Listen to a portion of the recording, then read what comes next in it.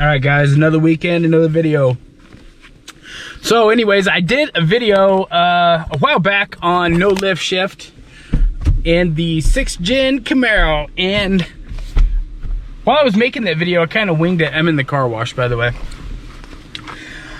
While I did that video, I winged it and I said, I believe that this is the first car to have this no lift shift feature. Boy, was I dead wrong. And I've had a subscriber DM me and tell me that, actually, I'll just give him a shout out. How's that? I'll go ahead, I'll pull this up here. It was Robert Wakubek. Dude, I hope. And he wrote, the 5th gen ZL1 and 2nd gen CTS-Vs had this no lift shift feature from the factory. The primary goal of the no lift shift was to keep the boost up in forced induction cars. He wrote FI. Forced induction cars in between each shift. Vroom vroom.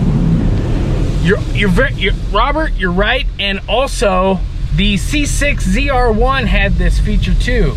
So as soon as we get done out of the car wash here, I'm gonna go ahead and I'm gonna get set up and we will get into this.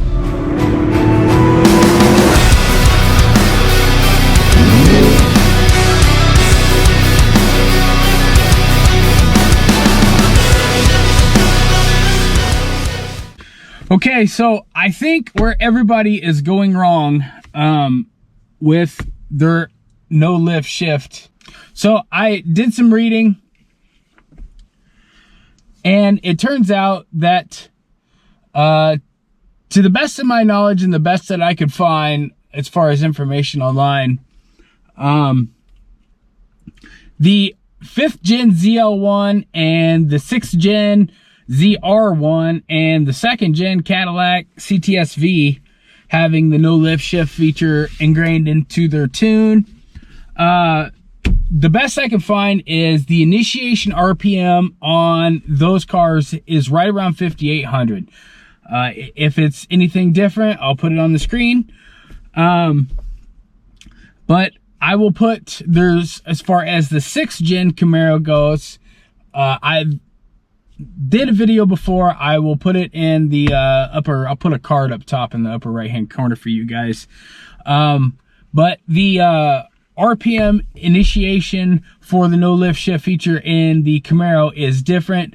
Depends on whether you have the 4-cylinder, 6-cylinder, or the V8 or the supercharged V8. They're all different. I'll put that picture on the screen here. You'll be able to see. Keep in mind, guys, that the tune, just because, like my car, it initiates at just over 5,000 RPM. So it's just because the no lift shift feature will initiate that early does not mean that you need to be shifting that soon. Keep in mind that the tune is wanting to keep the RPMs it's right about 6,000 RPMs. So that's when you guys, I believe, is going to be the sweet spot. That's when you need to shift. You know, anywhere from 6 just over. The entire purpose of a red line is to keep you know, the engine safe from they call it overclocking, but it, you know, over revving and doing damage to the engine.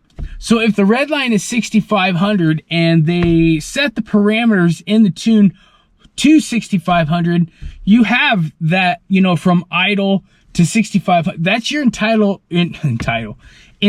usable range. So you need to be using that. Once you execute the shift and the ECM is wanting to keep the RPMs at 6,000 RPMs, that's what you need to be shifting, and you need to reduce that, like I said before, reduce that amount of shock going through the drivetrain and the wear and tear on your clutch. You need to keep that momentum going. And when I say momentum, once you clutch in and you disconnect, you're disconnecting the transmission, the drivetrain, the rest of the car from the engine. So the engine speed is going to stay the same and the car is going to be slowing down. So in order to, you know, for the drivetrain and the car to catch back up to the engine speed, it's going to be hard on it. And it's going to cause accelerated wear on the clutch and, you know, the rest of the car in general.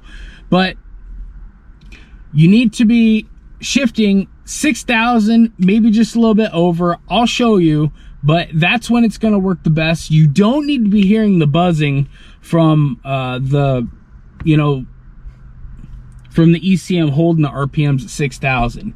What you need to be doing is you just need to be worried about not twitching your right foot. Because like I said before, when I said it feels so unnatural, I mean, I grew up, you know, driving cars from the 90s, and it's like muscle memory ingrained in your brain. I know there's a ton of people out there that know exactly what I'm talking about. It is just, it's second nature to, you know, let off the throttle, clutch in the minimal amount. You know, you need to find that sweet spot of when the clutch just barely disengages. That way you can get right back into engaging the clutch after you complete the shift, and you need to be back on the throttle.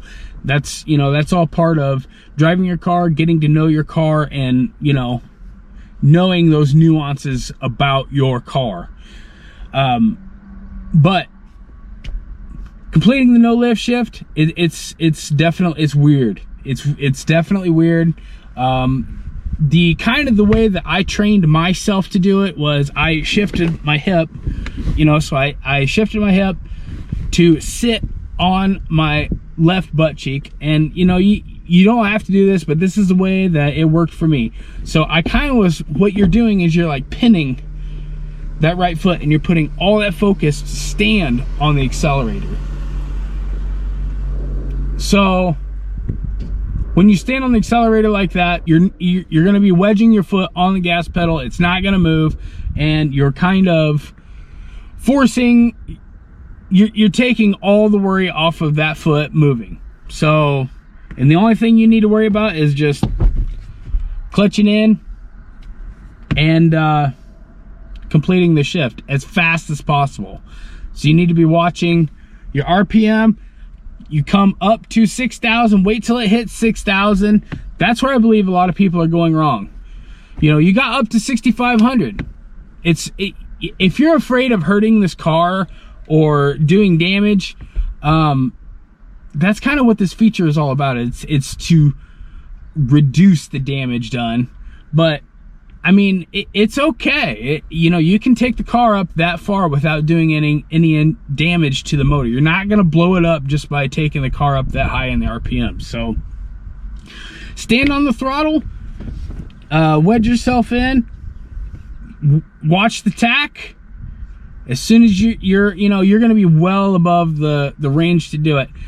As soon as it hits 6 grand, clutch in, shift. What I do is I will pull it out of gear as I'm going into clutch, because you're trying to reduce wasted time.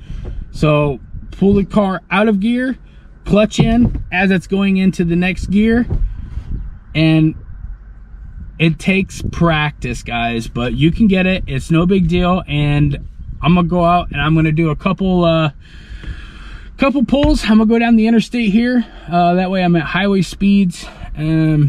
And I'm gonna put the mic on. I'll put a GoPro on the cluster. I'll do a couple examples. If you guys have any questions, don't be afraid to hit me up in the comment section, and I will do my best to answer. So I'm gonna put the mic on the back and I'm gonna get all set up, and here we go, guys. Hey guys, correction. Looks like when I left my house, I forgot my 3.5mm adapter cable, so no mic on the rear, but I will set you guys up here on the cluster, and hopefully you'll be able to hear the, I'm gonna go 2-3 and then maybe 3-4. So let's listen to the rocks.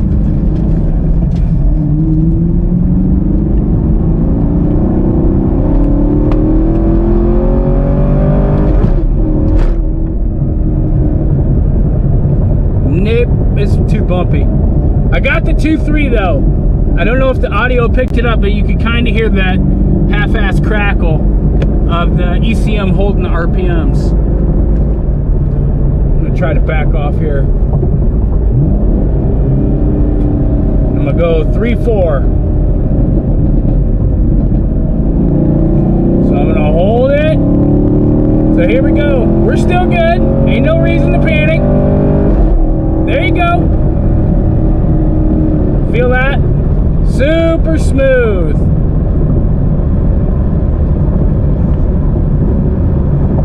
That old lady's looking at me. Go. I'm gonna try one more. Crackle, crackle, crackle. Here we go. From 55. Go! The car loves it. No reason to worry. 5.5, 6. We got time. Did you hear it?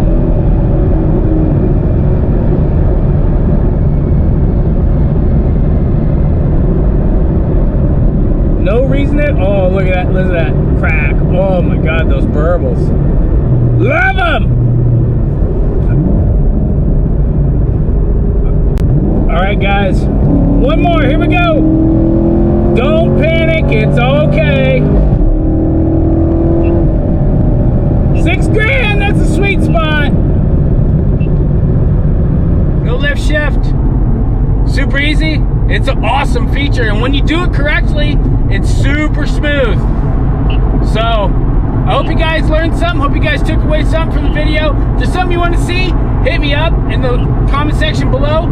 Other than that, don't forget to subscribe, give it a big thumbs up, and we'll definitely catch you guys on the next one.